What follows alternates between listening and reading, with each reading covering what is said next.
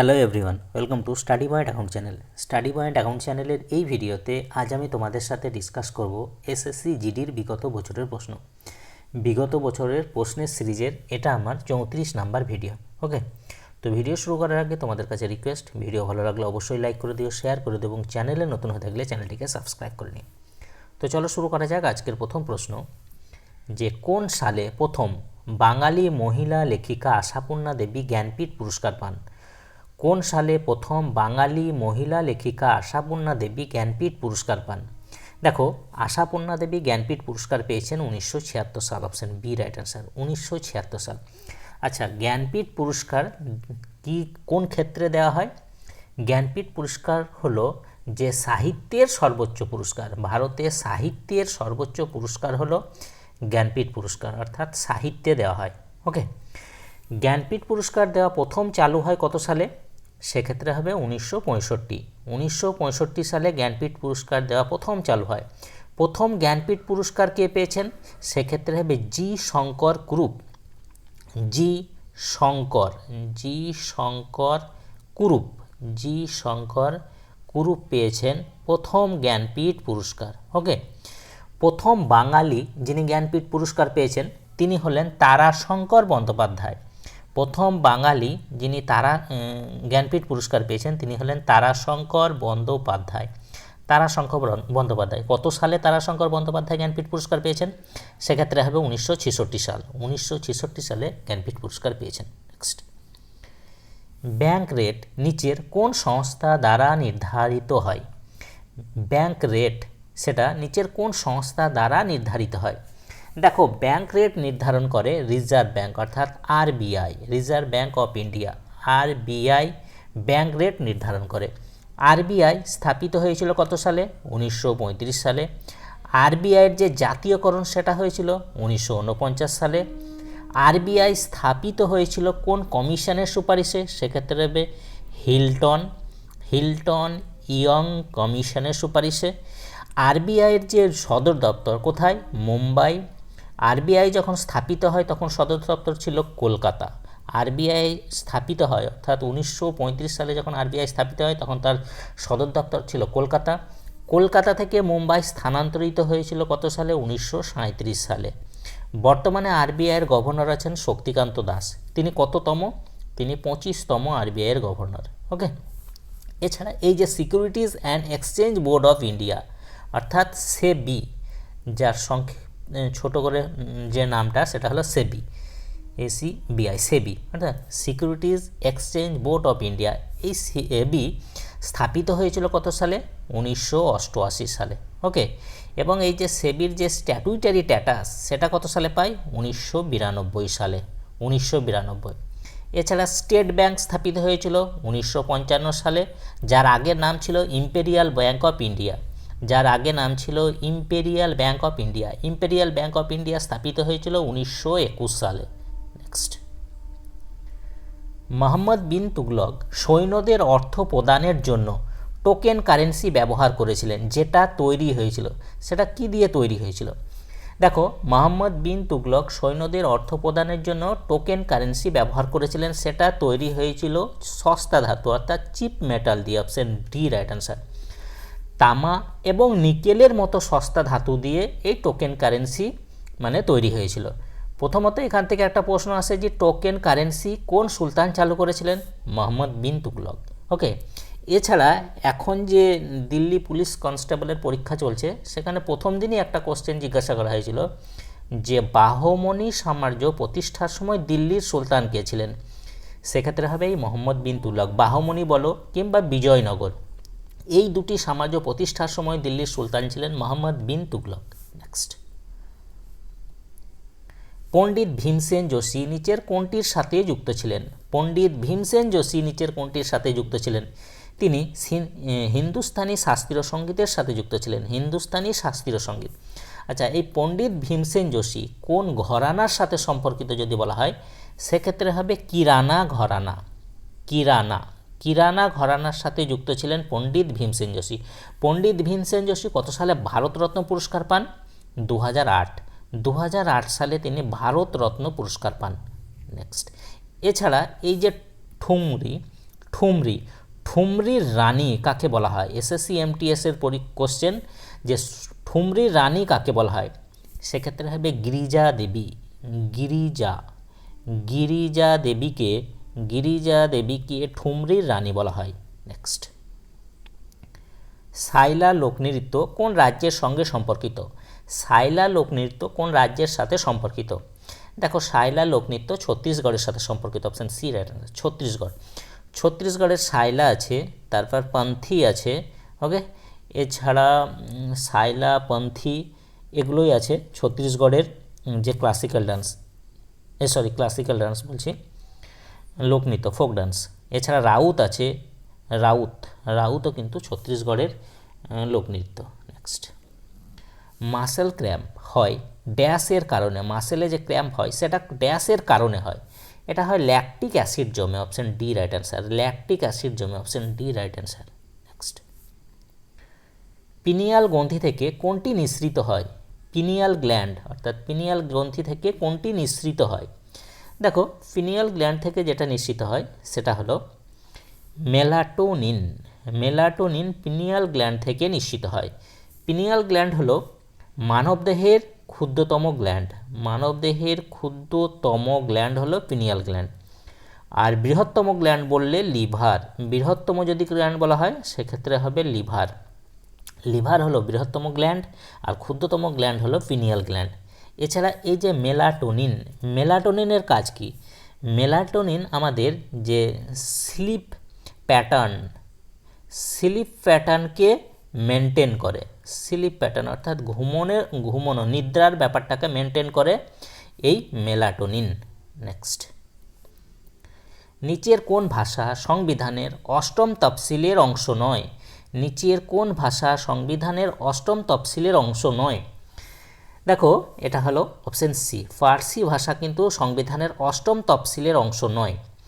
দেখো, মূল সংবিধানে আমাদের 14টি ভাষাকে স্বীকৃতি প্রদান করা হয়েছিল।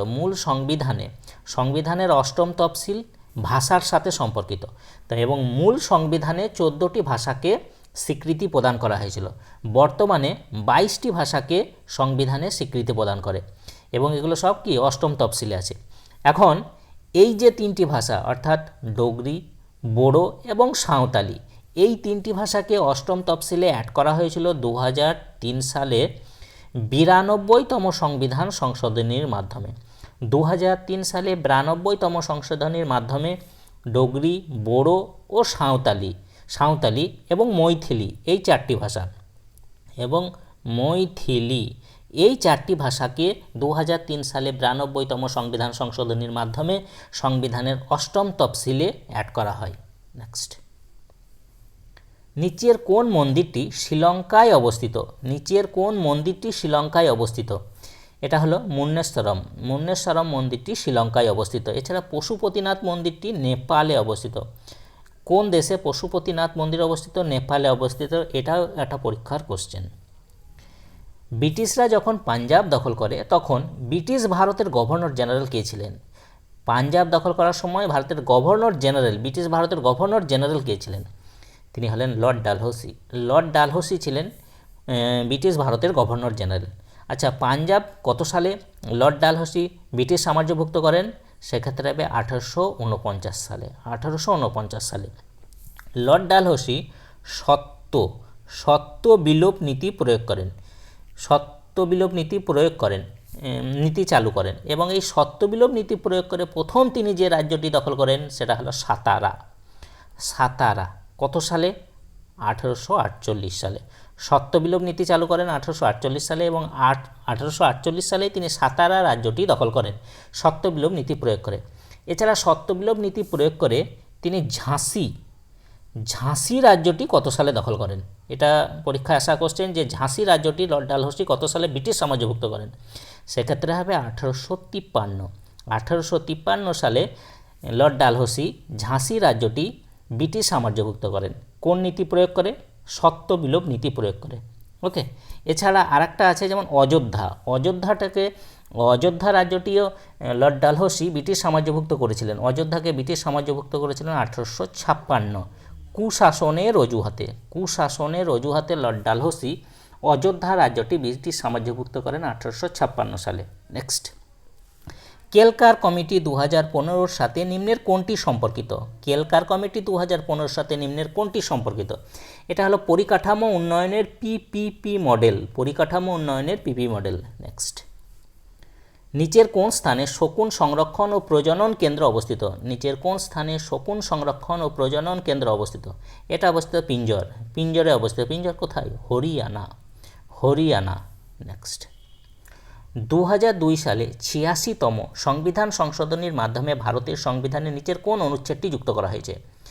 দেখো, 2002 সালে 86তম সংবিধান সংশোধনীর মাধ্যমে যে অনুচ্ছেদটি যুক্ত করা হয়েছে সেটা হলো 21-এ, অপশন এ রাইট অ্যান্সার, 21-এ। এবং এই সময় অর্থাৎ 86তম সংবিধান সংশোধনী 2002 সালে হয়েছিল। সেই সময় ভারতের প্রধানমন্ত্রী কে ছিলেন? ভারতের প্রধানমন্ত্রী ছিলেন অটল বিহারী বাজপেয়ী। অটল বিহারী বাজপেয়ী ছিলেন ভারতের প্রধানমন্ত্রী। অটল বিহারী বাজপেয়ী ছিলেন ভারতের প্রধানমন্ত্রী। নেক্সট, ভারতের কোথায় সক্রিয় আগ্নেয়গিরি দেখতে পাওয়া যায়? ভারতের কোথায় সক্রিয় আগ্নেয়গিরি দেখতে পাওয়া যায়? এটা দেখতে পাওয়া যায় আন্দামান ও নিকোবর। আন্দামান ও নিকোবরে দেখতে পাওয়া যায় ভারতের সক্রিয় আগ্নেয়গিরি। আন্দামান ও নিকোবর দ্বীপপুঞ্জ কতগুলি দ্বীপ নিয়ে গঠিত? 572টি দ্বীপ নিয়ে গঠিত। এটা পরীক্ষায় আসা কোশ্চেন যে আন্দামান নিকোবর কতগুলি দ্বীপ নিয়ে গঠিত? 572। লাক্ষাদ্বীপ কতগুলো দ্বীপ নিয়ে গঠিত? 36টি দ্বীপ নিয়ে গঠিত। নেক্সট, নিম্নের কে শুদ্ধি আন্দোলনের প্রতিষ্ঠাতা? নিম্নের কে শুদ্ধি আন্দোলনের প্রতিষ্ঠাতা? তিনি হলেন স্বামী দয়ানন্দ সরস্বতী। স্বামী দয়ানন্দ সরস্বতী শুদ্ধি আন্দোলনের প্রতিষ্ঠাতা। স্বামী দয়ানন্দ সরস্বতী, যার নাম মূল নাম হলো, আসল নাম হলো মূল শঙ্কর। মূল শঙ্কর হলো স্বামী দয়ানন্দ সরস্বতীর আসল নাম। স্বামী দয়ানন্দ সরস্বতী আর্য সমাজ প্রতিষ্ঠা করেছিলেন। আর্য সমাজ প্রতিষ্ঠা করেছিলেন কত সালে? 1875 সালে। কোথায় প্রতিষ্ঠা করেছিলেন? বোম্বাইয়ে। বোম্বাইয়ে তিনি আর্য সমাজ প্রতিষ্ঠা করেন 1875 সালে। এছাড়া স্বামী দয়ানন্দ সরস্বতী স্লোগান দিয়েছিলেন go back to the Vedas, go back to the Vedas, go back to the Vedas, অর্থাৎ বৈদিক শাস্ত্রের ফিরে যাও। কে বলেছিলেন? এই স্বামী দয়ানন্দ সরস্বতী। এছাড়া তিনি আরও বলেছিলেন India for the Indians, India for the Indians, India for the Indians, এটাও বলেছিলেন স্বামী দয়ানন্দ সরস্বতী। নেক্সট, এছাড়া স্বামী বিবেকানন্দ রামকৃষ্ণ মিশন প্রতিষ্ঠা করেছিলেন 1897 সালে। কোথায়? বেলুড়, কলকাতা। ওকে। এছাড়া স্বামী বিবেকানন্দ শিকাগোর যে ধর্মসভাতে ভাষণ দিয়েছিলেন কত সালে? 1893 সালে, 1893। রাজা রামমোহন রায় ব্রাহ্ম সভা প্রতিষ্ঠা করেছিলেন 1828 সালে। কোথায়? কলকাতা। নেক্সট, ভারতীয় সংবিধানে নিচের কোনটি নন জাস্টিসেবল? ভারতীয় সংবিধানে নিচের কোনটি নন জাস্টিসেবল? অর্থাৎ কোনো অধিকার যদি লঙ্ঘন হয় তো আমরা কোথায় যাই? কোর্টে যাই তার বিচার পাওয়ার জন্য। ওকে। তো মৌলিক অধিকারগুলো কিন্তু জাস্টিসেবল, কিন্তু কিছু কিছু আছে যেগুলো নন জাস্টিসেবল। যেমন এখানে সমান ন্যায় বিচার ও বিনামূল্যে আইনি সহায়তা, সমান ন্যায় বিচার ও বিনামূল্যে আইনি সহায়তা, এটা অপশন সি রাইট অ্যান্সার, নন জাস্টিসেবল। নেক্সট, প্রায় 1900 বছর আগে নিম্নলিখিত কোন স্থানে কাগজ আবিষ্কৃত হয়েছিল? প্রায় 1900 বছর আগে নিম্নলিখিত কোন স্থানে কাগজ আবিষ্কৃত হয়েছিল? কাগজ আবিষ্কৃত হয়েছিল চীন, অপশন বি রাইট অ্যান্সার। নিম্নলিখিত কোন ক্ষেত্রে শ্রেষ্ঠত্বের জন্য জ্ঞানপীঠ পুরস্কার দেওয়া হয়? নিম্নলিখিত কোন ক্ষেত্রে শ্রেষ্ঠত্বের জন্য জ্ঞানপীঠ পুরস্কার দেওয়া হয়? এটা দেওয়া হয় সাহিত্যে। সাহিত্যের সর্বোচ্চ পুরস্কার হলো জ্ঞানপীঠ পুরস্কার, যেটা দেওয়া শুরু হয়েছে 1965 সাল থেকে। নেক্সট, নিচের কোনটি ইকোসিস্টেমের অ্যাবায়োটিক উপাদান নয়? নিচের কোনটি ইকোসিস্টেমের অ্যাবায়োটিক উপাদান নয়? জীবন্ত প্রাণী উপাদান নয়। নেক্সট, নিম্নের কোন ঐতিহ্যবাহী স্থানটি দ্রাবিড় স্থাপত্য শৈলীর উদাহরণ? নিম্নের কোন ঐতিহ্যবাহী স্থানটি দ্রাবিড় স্থাপত্য শৈলীর উদাহরণ? এটা হলো হাম্পি কোথায়?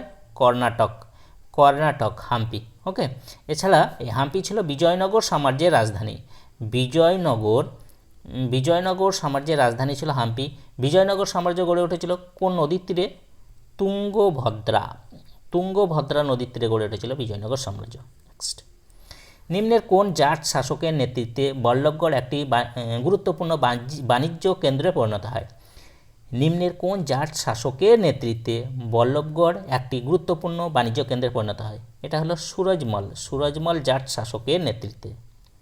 অশোক ধর্মীয় আধিকারিকদের নিযুক্ত করেছিলেন, তারা ড্যাশ নামে পরিচিত। অশোক যে ধর্মীয় আধিকারিকদের নিযুক্ত করেছিলেন তারা ড্যাশ নামে পরিচিত, তারা ধম্ম মহামাত্য নামে পরিচিত। Option A right answer, Dhamma Mahamatta নামে পরিচিত। নিম্নের কোন মাটিতে জলের সঞ্চার হার সবচেয়ে কম? নিম্নের কোন মাটিতে জলের সঞ্চার হার সবচেয়ে কম? এটা হলো কাদামাটি। কাদামাটিতে জলের সঞ্চার হার সবচেয়ে কম। নেক্সট, জাতক কাহিনীগুলি নিম্নলিখিত কোন সম্প্রদায়ের সাথে যুক্ত? জাতক যে কাহিনী, সেই কাহিনীগুলো নিম্নলিখিত কোন সম্প্রদায়ের সাথে যুক্ত? এটা হলো বৌদ্ধ ধর্মের সাথে সম্পর্কিত, বৌদ্ধ ধর্ম। Option B right answer. জাতকে বুদ্ধের যে পূর্বজন্মের কাহিনী, বুদ্ধের পূর্বজন্মের কাহিনী বর্ণিত আছে, পূর্বজন্মের কাহিনী বর্ণিত আছে জাতকে, এবং কোন ভাষায় লেখা? পালি ভাষায় লেখা, পালি ভাষা। নেক্সট, নাগার্জুন সাগর বাঁধ কোন নদীতে দেখা যায়? নাগার্জুন সাগর বাঁধ কোন নদীতে দেখা যায়? এটা দেখা যায় কৃষ্ণা নদীতে। Option B right answer, Krishna নদীতে দেখা যায়। কোন রাজ্যে দেখা যায়? অন্ধ্রপ্রদেশ, অন্ধ্রপ্রদেশে দেখা যায়। ওকে, তো এই ছিল এসএসসি জিডির বিগত বছরের প্রশ্ন। যদি তোমাদের ভিডিওটা ভালো লাগে অবশ্যই লাইক করে দিও, শেয়ার করে দিও, এবং চ্যানেলে নতুন হয়ে থাকলে চ্যানেলটিকে সাবস্ক্রাইব করে নিই। তো আজ এই পর্যন্তই। ওকে, বাই।